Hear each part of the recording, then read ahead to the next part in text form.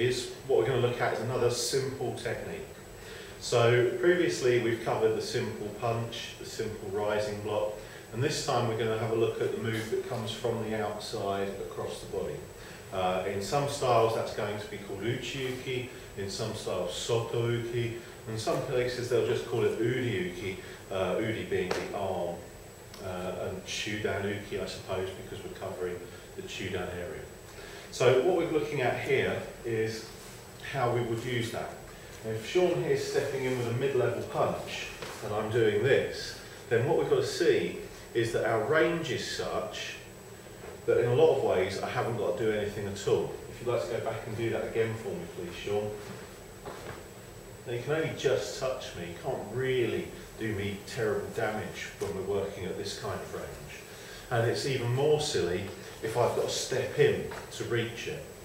So for our practical point of view, what we'd quite like, although the other way could be considered a good timing exercise, a good set of body dynamics, we could be working on our basic form, all those things it can be used for, but what it can't be called is an application. Our application here has got to be something like a straight arm coming towards us. So it might be a push, he might be trying to shove me over, he might be reaching out to grab hold of my lapel, he might be going for my throat. Any one of these is a straight arm coming towards us. For any of them, we'll treat them the same way. First thing is that as that hand comes in, I want to make a move to the outside line.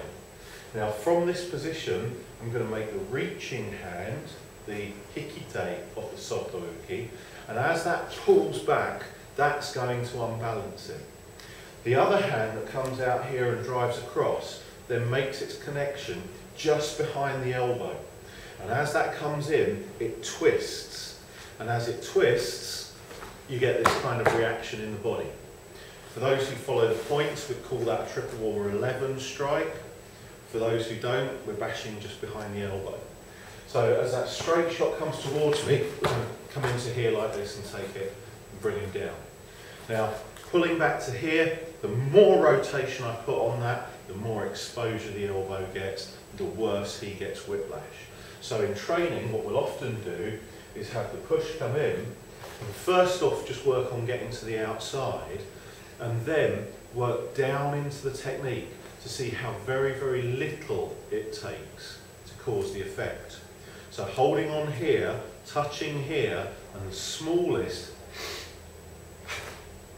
gets me the effect that I'm after, even without smashing into it with every bit of strength you've got. Add strength in, we're looking at, wrecking people's limbs, which isn't much good for going to work the next day. So, our sotouke combination, our sotouke application for this week is that as this hand comes in towards us, we're going to come off to here, base, and drive into the arm like that.